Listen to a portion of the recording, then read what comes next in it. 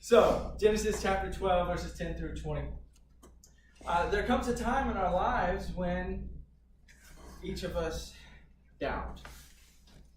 Comes a time in our lives when we doubt. For some of us, that doubt is that maybe we don't feel like the GPS is going to get us to where we're going to go, right? For me, I have to depend on the GPS because I get lost all the time. So that's not a doubt that I have. But if you are very geographically inclined, it's good. You might doubt that the GPS is going to get you there. Some of us doubt that the Hogs are going to have a winning football season next year. Preach. Yeah. They're national champions. Oh, Right? sorry. No, they are. Maybe. Have a winning season. They're national champions. Some of us doubt. Some of us doubt. Mine is the Saints. I like the NFL. I like the Saints. And, as much as I really want to believe that the Saints are going to win the Super Bowl, They suck. I mean, I have my doubts. How about Raiders? I say we have Raiders and Cowboys go. I have my doubts. Still, others of Las Vegas us, Raiders. we doubt if the weatherman is telling us truthfully whether it's going to rain or not rain, or it will rain. Percentages. What's with those percentages? I don't even get it. If it's going to rain, it's going to rain, and then it's 100%. You know what I'm saying? So we doubt, right? In any case, doubt at some point in our lives it creeps into our world. And so let's look at a story tonight in Genesis about a guy that dealt with doubt, just like we do. All right? So let me set the stage for us. All right? In the story that comes right before our story tonight, Abraham just received a call from God. A call from God to go to a brand new land, a land that he would show him. Right? And so Abraham receives this call to leave his family, to leave his friends, to leave his native land, and to go to a place where, he doesn't know where he's going, right? So he had to make that decision, right? And part of the call, when God called Abraham, he said, "Hey, Abraham, I'm gonna make a covenant with you. I'm gonna make some promises to you that you're gonna receive some land. I'm gonna give you some land, and you're gonna be the father of a nation, and that nation is gonna bless all the other families in the world. You're gonna be blessed. You're gonna be a blessing, right?" God gives him all these promises, and so Abraham decides that he is gonna follow after God. Another blessing promise that God gave him was that whoever blesses him, says, "I bless you, Abraham," God's going to bless that person. But whoever says, "I curse you, Abraham," God's going to curse that person. It was all a part of that promise. And so Abraham decides that he's going to follow God. And so he grabs his wife, Sarai. He grabs his nephew, Lot. He grabs all the people that he brought into his household. Some people he was employing, some people were servants. He brought all those people with him. He grabs his sheep and his cattle and all the different things that he has, and he brings them. They set out for this new land that God is going to show them. And so finally, they end up in the land of Canaan, right? And Abraham stops in different spots to set up camp and to stay there for a while. And in each spot that he goes to, he sets up an altar to God, and he worships him. And he worships God there. So, at one of these spots where Abraham stopped to camp, God again comes to Abraham and says, "Hey man, I just want you to know for sure that you know that you know. I want to tell you again that I'm going to give you some land, right? The very land that you're camping on right now, the very land that you're walking around on, look to the north, the south, the east, the west, as far as you can see, this is going to be your land." All right?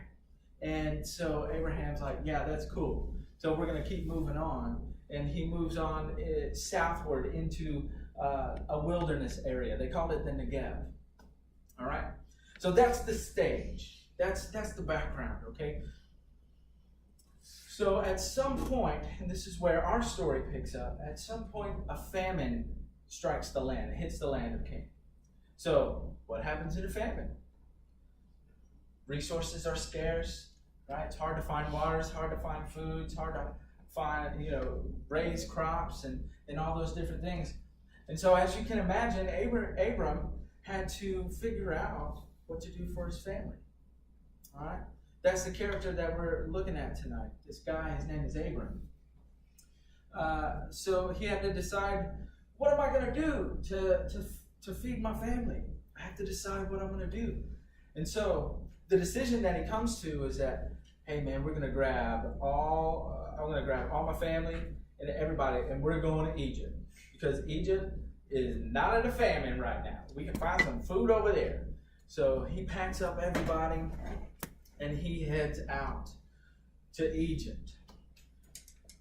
Now, as they were about to enter into the land of Egypt, Abram, he became fearful. He became scared and afraid. All right? He was afraid because, one, they were going to be foreigners in a land that was strange to them. They didn't know anybody there. They didn't know, the Egyptians there. And so he was going to be living in this really uncomfortable place, right, in his life, where he was going to be a foreigner. And the fear of not knowing what was going to happen next, that was in the back of his head, right? It was in the back of his mind. And so he began to doubt. He began to doubt God. He doubted that God would make good on his promises. He knew that the Egyptians would most likely think that his wife was very beautiful, and she was, right?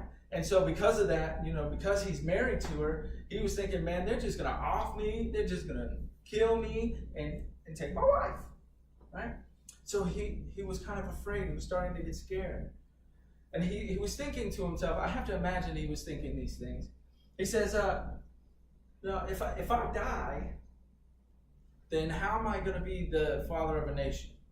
If I die, how am I going to be a blessing to others? And how is the whole world going to be blessed through my family?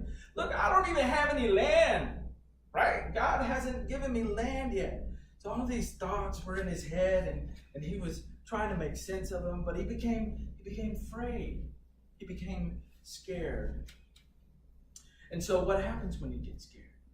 Sometimes you got to make a plan, right? What am I going to do next? How am I going to fix this? I'm doubting that God is not going to do what he said he's going to do, so I got to figure out what to do here, right? So he devises a plan. And that plan was going to allow him to live, even if he had to let his wife go for a little while. At least he would still be living, right? So all of these different promises could actually happen, all right? So he goes to his wife, Sarai. He's like, hey, yo, Sarai, I need you to do something for me. And she's like, yeah, okay, sure, maybe, right? So he says, hey, I need you to just tell these Egyptians that you're my sister and not my wife. That way, they won't kill me. And they'll actually treat me well, all right? Can you do that for me, please?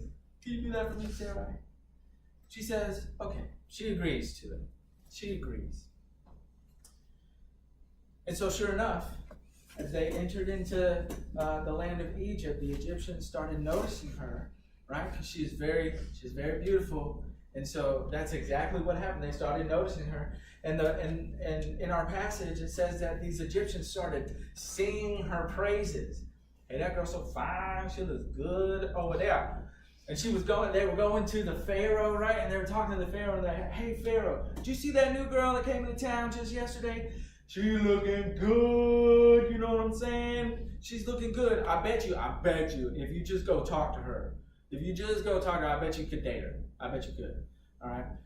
That old guy that she's with, that's just her older brother. It's not even her husband. So you don't even have to worry about him. You can just go talk. I bet you. Go talk to her. I bet you could date her. If you don't, I will. You don't, I will. So Pharaoh says, okay. And he takes Sarai into his palace. Takes her into his palace. And even starts blessing Abram, with some extra riches, for letting him have his sister. And so, he's getting sheep and he's getting donkeys and he's getting cattle and he's getting male servants and female servants. Pharaoh's hooking this dude up with riches, okay? All right, we don't really think sheep are riches, but, they were back then, settling katana and stuff, So, it's a good game, by the way. It's a good game. All right? So, the plan seemed to be working. Abram devised his plan. It seemed to be working. Number one, he was still alive. Number two, he was getting rich. Number three, Sarai was still alive. It seemed like this plan that he had devised was working. Except something happened. Something bad happened. Something real bad. The Pharaoh started to endure these terrible, terrible plagues. He started having to suffer through these plagues. And not only Pharaoh, but Pharaoh's whole house started to suffer through these plagues. Right? They started to suffer. So Pharaoh calls Abram to himself into his palace, and he starts to chastise Abram. And he says, "Hey man, why did you tell me she was your sister? Why did you do that? Why did you let me think that she was your sister and let me take her as my own wife? I don't understand why you do that. Look, I'm suffering. I am suffering." The Bible does it. It's not clear. It's not clear what kind of plagues were coming on him. Maybe it was locusts. Maybe it was hails. And he's got, holes in his roof and stuff. Maybe it was AIDS. Maybe it was. What would happen that. if it was locusts? They would just attack him, right? The locusts would eat all of the crops and Oh, I stuff thought you like just that. said it was like attacking him. Oh, Or right. like his Yeah. house. So I was like, wait. So I said AIDS. What? Yeah. So we don't know what plagues were happening, but he was suffering. And he's like, "Abraham, I'm suffering here, man. And not only me, but everybody in my house is suffering. So I need you to leave, bro. I need you to take your wife and take your stuff you came with and take the stuff that I gave you and take all your manservants and lady servants, all your cattle, and get out of here. Go on." Yeah. So the Pharaoh took his wife as his own. That's right. So he basically prostituted his wife. Basically. Wow. It's the truth. It's the truth. So as you can imagine, Pharaoh becomes livid. He becomes really angry with Abraham. He says, "Hey man, you got to get out of here. And I'm so serious about it that I am going to send some of my soldiers with you to make sure you get all the way across the border. I don't even want you in my whole country. All right, you got to go. Get out of here. Build a wall. It's going to be beautiful. It's going to be huge. The Egyptians are going to pay for it. It's gonna be... Yeah. He's like, "You got to go, man. You got to get out of here." So Abram is dealing with a crisis here, right? What he's facing is he's not trusting that God would make good on his promises. The Lord promised what? He promised Abraham was going to be blessed, be a blessing, have many descendants, and the father of a nation, and that nation, someone would come out of that nation and would be a blessing to all of the nations, and he was going to get land, right? So Abram, fearing that those promises weren't going to come true, he takes matters into his own hands and he tries to save himself, right? And he devises this crazy plan where he lied, right? His plan was a deceitful one, and he didn't trust that God could do what he said he was going to do because his situation looked really bleak. It looked like there was no hope. It looked like there was things that were piling up and he wasn't going to be able to overcome them. All right? Those problems were, there's a famine in the land that God said was going to be his. That's number one. He had to leave that land and go be in a foreign place, right? He had a beautiful wife that was probably going to get him killed, okay? And he had yet to receive any of the promises that God was trying to give him, that God said he would give him, all right? So that situation didn't look good for Abram. And Abram's fear of that situation caused him to doubt that God was trustworthy. That situation that he found himself in was uncomfortable. Excuse me. It was difficult, right? So he was doubting God's trustworthiness. Okay, so we're not the father of a nation, right? And we haven't received some of those promises that God gave to Abraham. Like, we're going to be the father of a nation, and we're going to have land, and we're going to have blessing, and all these things, right? So in that regard, we're a little bit different from Abram. But sometimes we find ourselves in a situation where we're uncomfortable, or the difficulties that we're facing seem insurmountable. Like, we can't overcome them. All right? Just like Abraham, just like the situation he was in, Abram. So maybe you have a difficult home life, right? Where your mom and your dad, they don't give you the care that you need. Or maybe you find yourself in a difficult situation at work or at school, or with customers at your work, where they're angry with you. And not just once or twice, but it seemingly happens a lot, almost every time you're there, right? That's a difficult situation to be in. But maybe you're trying to just figure out where you're going to go to college, where you're going to go to school next, right? And if that's not stressful enough, right, if you get accepted, if you make it in, there's this little thing of a payment, right? And you're trying to figure out, how am I going to get this thing paid for? I don't have any idea how that's going to happen. I'm so poor, right? But I need an education.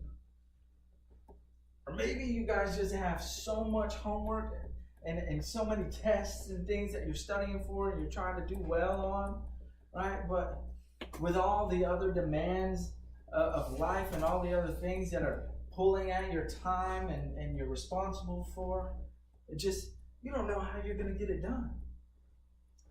Much less do it well, much less have the energy to do the next thing that's on your plate, right? There are so many other circumstances that we could mention here, right? But these circumstances, they cause us to sometimes doubt God's trustworthiness, to doubt that he is trustworthy, especially when we find ourselves in the middle of it, right? So we wonder, how do we know that we can trust God? How do we know that we can count on him? How do we know that he does what he says he's going to do?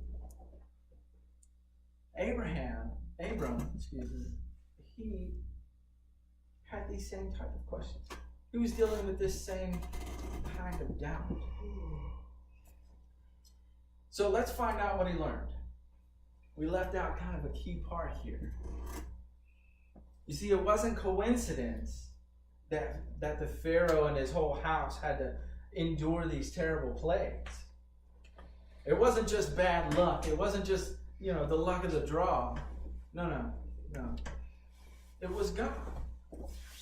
Let's look down at verse 17, chapter 12. And it says, "But the Lord sent terrible plagues upon Pharaoh and his household because of Sarah, Abram's wife." So it was God that sent the plagues on Pharaoh. It was God that did that because Pharaoh took Sarah to be his own wife, right? When she was still married to Abram. You see, God set in motion the resolution for Abram's problem, for Abram's situation. Even though Abram doubted God, and then he lied to try to make something happen, God still showed up to prove himself trustworthy. Okay, so let me just say that God is not condoning lying here. All right? That's still wrong. That's still a sin. That's not okay. All right? But God is trustworthy no matter what we do. God holds true to his word. All right? And so, in addition to these promises that God made Abram, land, you'll have many descendants and blessing, God also told Abram, right, that he was going to bless those that blessed him and curse those that cursed him. Okay, and so when Pharaoh took Sarai as his own wife, in essence, what he was doing, it was kind of a sin against Abram. In essence, he was cursing Abram. All right, and so what did God say he was going to do? Curse those that cursed Abram. And so God showed up and he avenged Abram. He took care of him. He took care of him. And so what happens is that God was the one that caused Abram to leave Egypt with his wife, with his life, with his wealth, and to go back to the land that God was promising him. It was God. So here's the deal. We can trust God. And the proof is in his word. It's right here.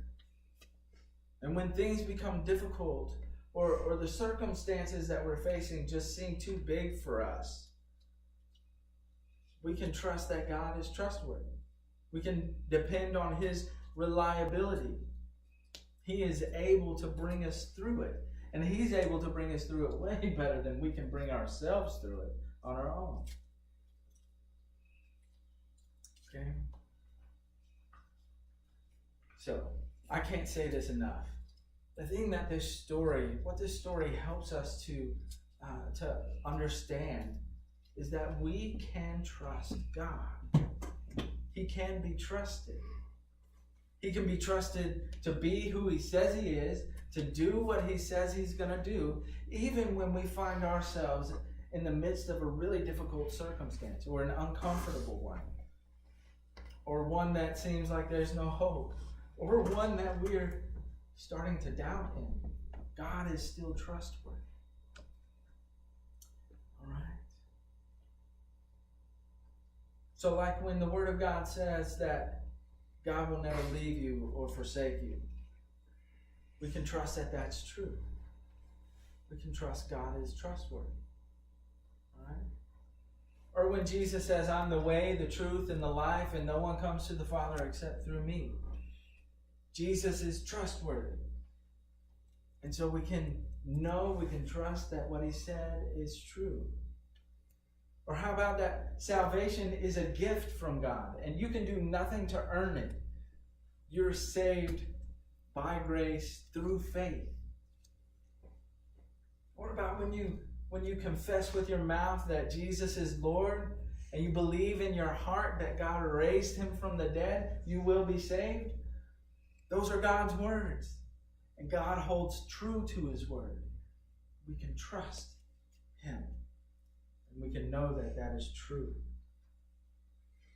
He's so reliable that he wants us to let go of the control that we think we have over our own lives and give that to him. And he wants to transform us into the image of Jesus.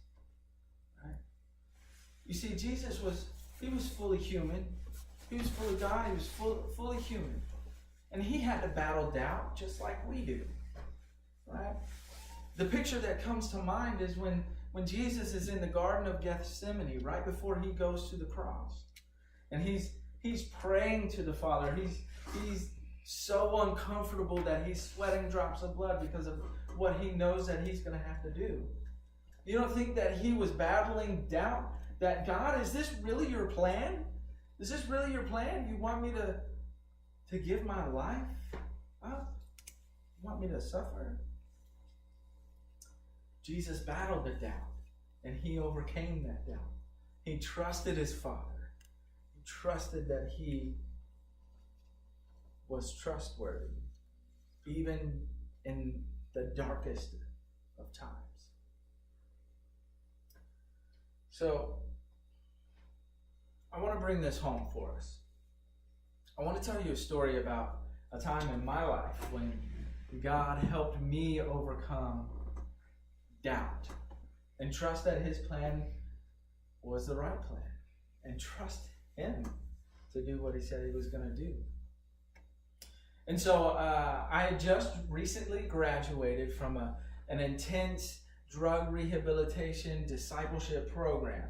All right, I know that's a mouthful, all right? But I just graduated from this place, and the pastor employed me for 6 months. Right after graduation, he hired me, and I worked for him for 6 months. At the end of that 6 months, though, he came to me and he said, Adam, I can't afford to pay you anymore, and so I'm going to have to let you go. You see, before all that had happened, while I was in my program, I heard God tell me that he was going to take care of me, that I wasn't going to have to worry about how I was going to provide for my family, that he was going to give me work, and he was going to take care of us, and he was going to provide for us. God told me that while I was in my program. And so you can imagine the things that might be going on inside of me when my pastor at the time came to me and said, hey man, I can't employ you anymore. I started to doubt. I was like, God, but you said that you were going to take care of us. What am I going to do now? So I went to an agency, a temporary work agency. These people would find you temporary jobs, and they would last anywhere from 1 to 2 days to a month or more. And so they found me a job at, it was a cement factory of sorts. They made cement molds for their clients. It was the craziest thing ever, right? All right. So I'm like, okay, God, all right, thanks for the job, okay? But knowing in my heart that, like, this is not what I had in mind, God, okay? This is not what I wanted to do. And I was just praying that it wasn't all that God had in store either. And I started to doubt. And what I had to do is decide to trust God. So I spent 3 months working at this cement factory. All the while I was applying for different jobs and things like that. And so finally a job offer came my way. And it was the best job offer I've ever received in my life to that point, right?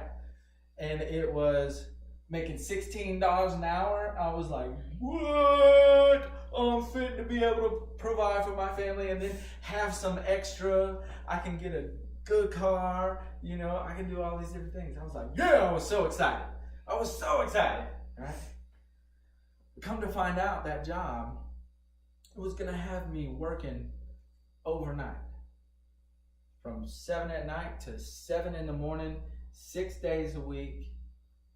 And while that would have been awesome, an awesome paycheck every week, the problem was that it was going to take me out of God's house. I would no longer be able to go to church, all right? But being so fresh out of that discipleship program, man, I still need church today. I needed church then. I need church now. I need the fellowship with believers. I need that accountability that coming to church brings. I need to be refreshed and rejuvenated and hear a message from God. I need to have my mind renewed, and all of that is what coming to church, all right, this building is not church, but being a part of a body of believers. I needed that. And so the job was going to take me out of that. So I had to decide, was I going to continue to doubt God's plan, take matters into my own hands, and take this job? I decided to turn down that job. I said, I can't do it. I can't do it. My wife thought I was crazy. Most of my family thought I was crazy. They were like, I can't believe that you're going to turn down that kind of money. I don't understand what you're doing here, man. You gotta change your ways. Wait, what was the job? You didn't say. It was like cutting out big pieces of metal for different things. It was like an assembly line type job, factory type job. I don't remember exactly what it was called, but it was for like pipelining and things like that. We were cutting out big old metal pieces for them to use. So anyway, family thought I was crazy. They're like, I can't believe what you're gonna do. Why are you gonna do that? And I wanted to doubt. I wanted to doubt God. I mean, everybody else in my life was doubting God, right? So what am I gonna do? Long story short, God allowed me to stay firm in that decision, and He helped me continue to trust Him that something better was coming, that He was going to take care of us, that He was going to provide for us. Because while this temporary job was good, it was helping, it wasn't getting all the bills paid, right? So I needed God to come through. So 3 months later, I finally get another job offer. And this one was working at the Valero plants in Houston, Texas. And I was going to be a scaffold builder. That stuff was crazy. All right, you know the scaffolding, right? Really hot, really tight, really tall, all that kind of stuff. The tie. Yeah. So this job offer came my way, and this time it was going to be $13 an hour, but it was going to be a guaranteed 40 hours a week, and it was going to be plus overtime. It was going to have some benefits, and it was going to have the promise of promotion, and it was going to be straight from 6:30 in the morning to like 5 o'clock at night, 5:30 at night. And I was like, yeah, this is the one. This is it. It's not the best, but $13 an hour is going to get the bills paid. It's going to provide for us. It's going to take care of us. And I'm going to be able to stay in God's house. I'm going to be able to have all those things that I need to continue to walk real close with God. Right? So I stayed at that job for about a year, but 6 months after I took that job, I had been promoted twice, and I was now making $16 an hour, right? The job that I turned down, that everybody thought I was crazy for turning down, God just gave it right back to me. You see, God showed up and He showed off in my life, right? He proved Himself trustworthy to me in a very personal way. He helped me to overcome the fear that I was feeling that would lead me to doubt and take matters into my own hands. You see, if I had taken that overnight job, I probably wouldn't be here with you today. Because you take me out of God's house, you take me out of the will of God, you take me out of relationship with God, I go right back to what I was doing before, and I'm no good to anybody. And I'm a detriment to myself. I'm just imploding and exploding all at the same time. Right? God showed up in my life. See, what happened after that is God gave me another job that was closer to home, that was the same pay, that I stayed for 6 months. It got us through, and then God brought us here to this place. So, in closing tonight, I just want to ask you to close your eyes for a minute. And I want you to just think about your life situation.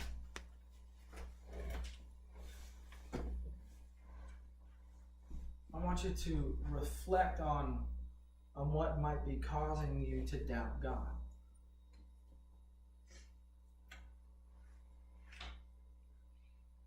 I want you to take a moment to evaluate what might be getting in the way of you fully trusting Him.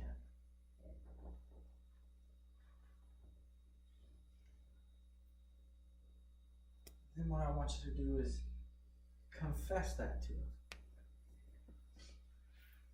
And let him have that doubt. And if you find it really hard to just let God have that doubt, pray and ask him to turn your doubt into trust. Ask him to show up in your life and prove himself to be trustworthy to you. To make himself real. Because he is so real and he's so personal. So when the opportunity next arises in your life where that opportunity is one to trust him, choose to let go of doubt and let God do what only God